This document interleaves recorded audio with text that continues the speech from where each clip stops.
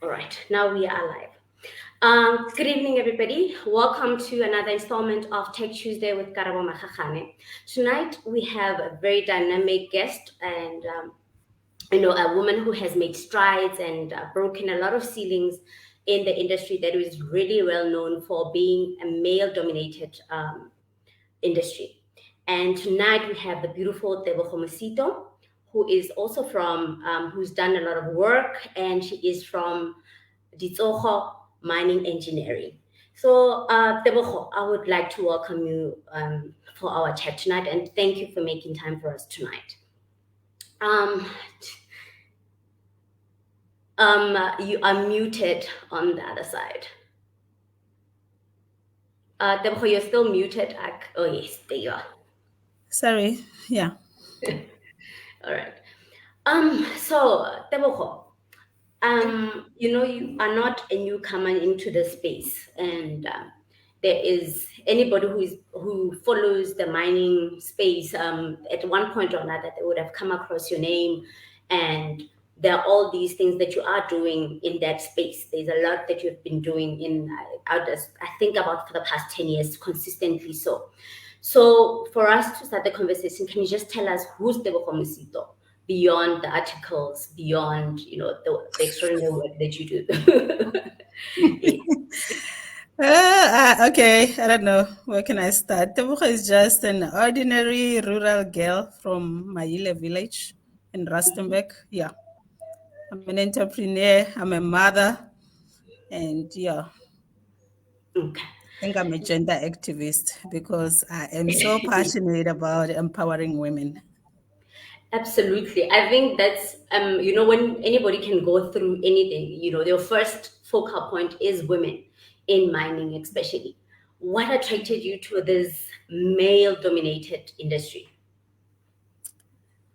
I think it's because I don't see many women tapping into this mining sector, mainly because of, lack of access to information, And as you know, a lot of women, I mean, we are not technologically advanced. Currently, the mining is moving into technology, and as women, we are still far behind, compared to men. But I would like to advocate for women to come into the mining space and, empower themselves and grow within especially the supply value chain, where there's a lot of money and women can really grow within the industry. Yeah. Okay, so you're mentioning something very important to say. You have found your voice, and you're mentioning now the supply chain where women can actually be part of that space and still be in mining. Yeah. Um, how did you actually adapt to this and still keep your voice, because your voice is not drowned out by the men around you, and you have also found a niche for other women, to say that we could participate in the supply chain or in other aspects of mining. So how did you do that? Because I think more than anything, because it's easy to say, somebody could say, Yeah. ah, she knows what she's doing, she has done this 1,000 times before, so when she says tap into No, it, I I really struggled. I think for me, what works is, getting a pool of female mentors, finding other women who already started in the industry and learning from them, they will actually help you to, penetrate the market. But if you can try and do it alone, then you can't. So I have always been surrounded by supportive women, who are always opening doors for us. And it's quite difficult. mm, I can only imagine, because when we imagine mining, re nagana, ka mo mokoting, and we don't see anything else. And something that you touched on just now, where you said that the industry is changing, and more technology into it. How is it affecting roles and jobs within the mining industry? Uh, I think because many women are not, doing this science and technology, engineering, the STEM subject, then it's difficult for them to grow within the sector. But currently, the mining charter is allowing, women to come on boards and women to be leaders. So I think as women, we need to grab these opportunities, but it's very difficult when you don't see other women in the space. So I think as women, we need to collaborate. We need to hold each other's hands so that we can see more women coming on board. Okay. And um, you mentioning I think the one thing about you is that you collaborate with other women, especially, and you don't go at it alone. Um, is it something that is specific to industry or something that we need in general as women? I think we need in general as women because, first of all, we don't have enough, funds to start our own businesses. So we need to collaborate in order to, have access to finance. You will find one woman who's got access to finance, but they don't have access to markets. So that's how we collaborate. If you get, for example, a purchase order, from a mining company, and another woman who can finance that purchase order, then it's good to collaborate so that you can deliver on time, and then you can be able to compete fairly in the market. Okay. Um, does as we're talking now, something also that you mentioned just earlier now, when you mentioned that women are not doing STEM subjects, where literally it becomes a pathway to getting into the industry. Um, how can we change this? Do we still have the attitudes that mining is for men? Has it changed? Has digitization maybe changed this in a way, maybe to say, okay, we can have more women, it's a safe environment? Or do we still say, and you've just made a practical example now also about women, how they can collaborate, but then the pathway into the industry and the STEM subjects and making sure more women come into STEM, do STEM subjects. How can we possibly change this? I think, first of all, we need to, in order to boost our confidence as women, we need to attend these, mining conferences, workshops where you will find a lot of men gathering around, talking about the latest technology, and then so that we don't fall behind.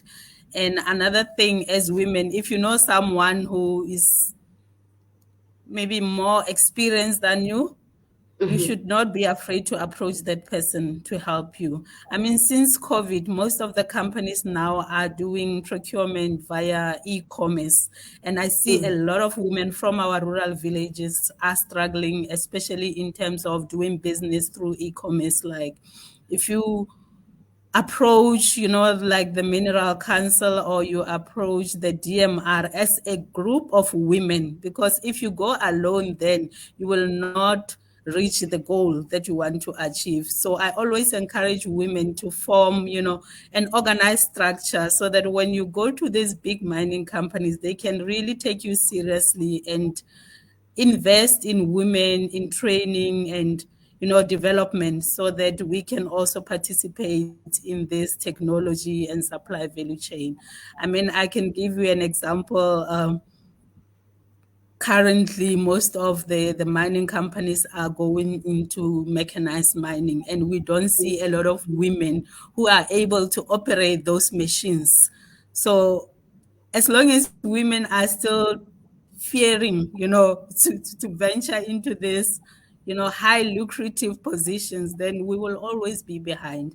But if there's like platforms like this, or support programs where women can be exposed to opportunities, and they will gain the interest, and they will definitely, come on board. We will definitely see more women. Like, for example, when we go to schools, we introduce this STEM, subjects to young girls, to say, why don't you try engineering? Because there's a lot of money in engineering, and there is high risk. But as women, the government is opening opportunities for us. So it's only a matter of, time for us as women to to come in groups and to target, these sectors. Okay. I don't know how to say this. You're saying so many, and how to, when you're saying a lot of things, and then I just want us to maybe break them down a bit because Okay. you're sharing a lot of information. The first part where you mentioned, that the change that we saw because of COVID, and the digitization of work generally, like it's not even the operations, it's just simple you getting a quotation for the mine, you have to do it online. It's no longer like they don't expect you to bring all those papers and everything. And the difficulties that women find themselves in accessing something that's simple and so empowering. Do mines actually seek out female suppliers, or there's no space for us, or are they looking for female suppliers? Yes, currently most of the mines are looking for female suppliers, and they are offering training programs. Like, for example, if you want to do e-commerce on SAP Ariba or Coupa, the mines are always providing the opportunities for women to get on those training. But many women, they lack the patience. I see a lot of women saying, I can't log on to this training. It takes long. But you don't see the bigger picture that you are investing in your future, because once you are equipped, you can then teach other women to really understand how to operate or work on those systems. Okay. So I think is the lack of, patience from women, and sometimes some women would, rather send someone, they don't want to represent themselves. So as women, we need to learn to be independent and not rely on men to do things for us. Like, for example, if you are invited to attend a meeting at the mine underground, then because you fear going underground, you will send them and then you will miss the experience. But if you go, then you'll really even understand, what you went through, and you will, persevere. You won't give up easily because it's very difficult. You go through a lot of challenges as a woman in mining. So it really builds your character so that you don't give up easily. Yeah. I'm thinking about it that, usually when we see ourselves doing business, we don't even ever call ourselves business women.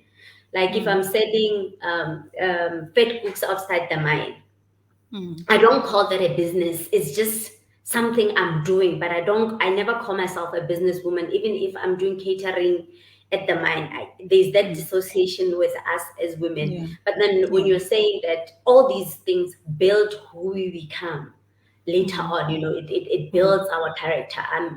I'm hoping that after this there'll be more women that come knocking to mines and say, I want to be trained in 1, 2, 3, 4. And once women because I always see ads on what's this thing that the breads Yeah. boss net. That's course, yes. Yes, I always see adverts for people for employment, and they sometimes say that they're looking for women, but I don't think we are responding to those from what you are also your experience also in the field. And then I'm hoping, I'm just hoping we'll see a revolution after this. And then growing up, we all knew that somebody who drops out of school will find a job in the mines. And there was that hope. There was there's that field. It's either you're gonna go to agriculture, become a picker, or you can go into a mine. But we've just even mentioned that there's mechanization inside the mines, and that there are all these machines that are being used. Is there any hope for people with low skills, considering our country and the number of people that remain unemployed and have low skills? Is there a hope for them, or they need to come on board? There is hope. Remember, we have like the MQAs where they offering learnerships, for different types of skills. So Hence, I'm saying it's just a matter of, people getting interested and taking up these opportunities, but there is hope. I Okay. mean, currently there's also opportunities, especially for youth, young people who can operate drones. There's Mhm. drone surveying Mm. underground. Sometimes you just see this and you don't realize the opportunities that are there within the mine where you can make money with small things. You just spoke about the fed cooks. If I was a woman selling fed cooks at the gate of the mine, I would actually procure, like, go to the procurement department and ask them if I can maybe operate a canteen where I can sell them inside the mine. Then I Mm. know I will get a bigger market share, instead of selling at the gate. So as women in business, we must always look for opportunities to grow big, not only to remain small. Okay. I think there's that fear, as you said, a person, instead of going underground, I'm going to send somebody who's going to have an experience that I'm supposed to have personally, as a business person, that nothing is, like it's not Hmm. a path of gold and roses. There are those stones that I Yeah. must step on naturally.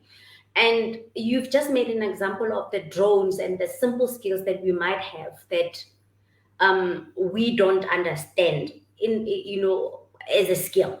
Like, I could be operating a drone and know how to operate a drone and have that, and even not go and get a license, just be happy working Hmm. with a drone, but not Hmm. taking it as Hmm. what Hmm. you call it, as a skill that Hmm. actually I can live off. Sorry about that. And I wanted to ask that, maybe I don't know, is it possible that we could maybe ask that dolls don't be sold in shops or whatever, so that there could be a bit of a change or a shift for young women to be more explorative, to say, like, if you break down this car, how do you put it back together, just to intrigue that in them. I don't know, maybe it's I'm I'm being a bit to say, because naturally somebody buys, if they have a daughter, they naturally buy them a doll. They won't buy them Yeah. a car. And for some strange reasons, cars, they make you more curious. You break it, Yeah. you try to patch it back. Maybe that could also assist us, but it's a topic for another day. But some parents might feel, it makes children more, they grow their EQ in that way. And Hmm. mining is not an island in terms of Yeah. sector. So, as you mentioned that the whole changes that are happening. Which other what industries have an influence in the development of mining?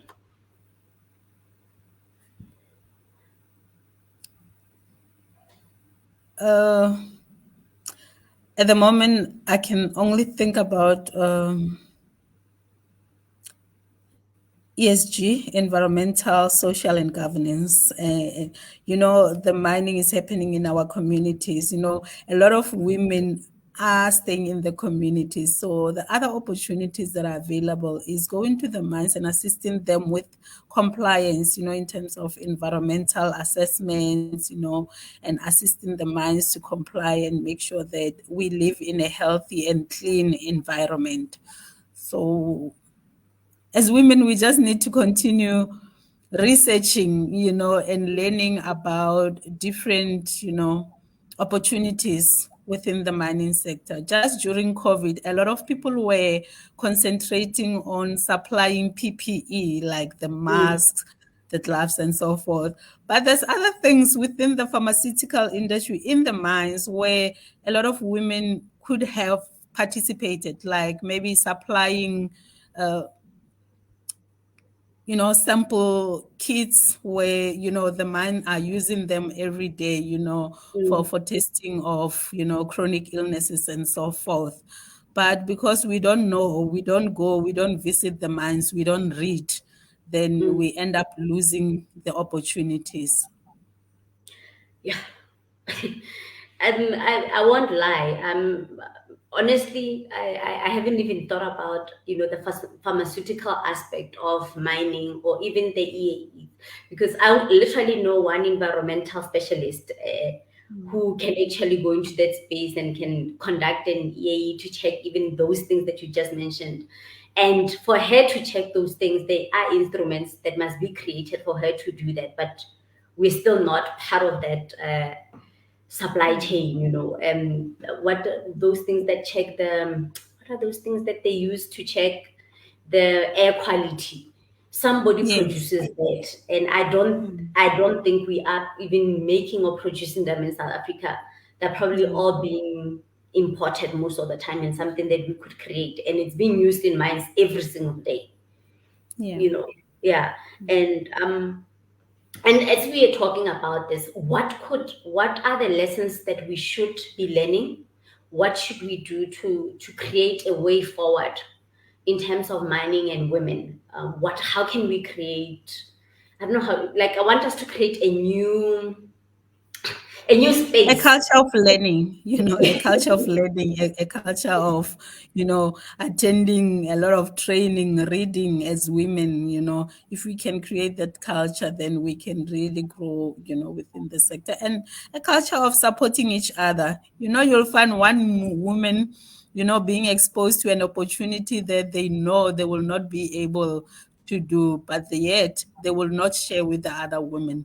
Like, for example, I'm in the manufacturing and engineering space. If I hear about an opportunity in transport, I need to have a database or to have women that I know that are in transport. Then I can, give them the opportunity. But as women, we always hold things and we don't share, then we don't grow. But men are always sharing and men are always, finding ways to help themselves. So I think as women, we need to create that culture of, supporting each other and not laughing at each other. If you see another woman failing, you need to actually assist them and tell them, how to do things properly. And yeah, I think in that way, and also to take ourselves seriously, to, I do understand, in our culture, women are supposed to, like, on Saturdays, attend family gatherings, doing all those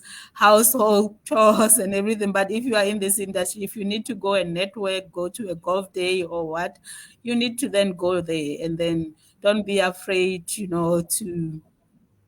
to lose friendships, to lose relationships, because in mining, in order to grow and build yourself, you need to be always on the move. You need to be always, interacting, learning about the latest technology.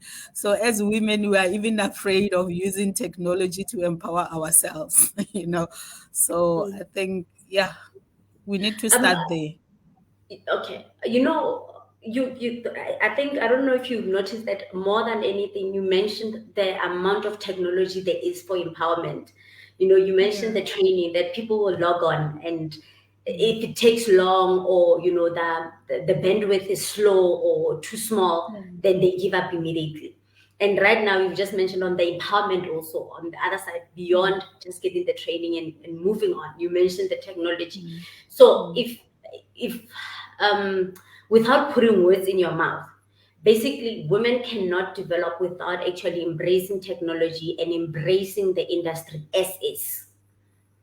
If I Yes. don't know if I had you right in that aspect. Yeah, yeah, most definitely. Because now we are already moving into the fourth industrial revolution. And without technology, as women, we will always be behind, because we will always be employing men to help us with the technology, whereas we can be the movers and, the change makers, and, try and get more young girls to come on board, because the more women, the better the community. Okay. Thank you very much. We will continue Thank to, you. keep knocking at your door. You mentioned some Yeah. programs. I'm going to try also to try and And as try. women, do you know how long do we spend time on WhatsApp or Yes. Facebook as women? But if you can Google women empowerment program, you will see there's quite a lot of, free training opportunities available for women to empower themselves, even tenders. Some women will say, I don't have money to buy a newspaper, but at this time, you don't even have to buy Bread Sports or Platinum Weekly or whatever. You just Google and you see the opportunities. And at the moment, they are even allowing women to submit via, there's a link that you can just download and upload your documents and submit the documents, submit the tender, or submit whatever program that you want to enter with. So a lot of women, really, we need to up our game. I look at you, and something we're saying to Lego, that when you walk into any space, there's that I got this, and it's something that you you exude. And now you're just showing me that instead of me just looking at everybody's post, liking and commenting, it's also an opportunity for me to actually be bringing more people on board, and hopefully using even this platform, hopefully would actually do a training, look for all of those training and say, what, women, we will gather ourselves either in one group and ask for training in this aspect. I hopefully will make you proud, and you'll see some movement and and just lastly, just lastly before you close, I think women, we need to learn how to take calculated risks, like just take a risk. A lot of women miss opportunities because you don't want to take a risk. You just mentioned, Leako, we met at the SAB Kickstarter a long time ago. I've been 10 years in business, and when I joined that program, I had to resign from my permanent job. That is how I took that risk, and I believed in myself. So as women, we need to believe in ourselves first so that people can believe in us and invest in us. So if we are still doubting our capability, then how will then the mining industry accept us, because we are still doubting ourselves as women? So I really encourage women to, take a risk.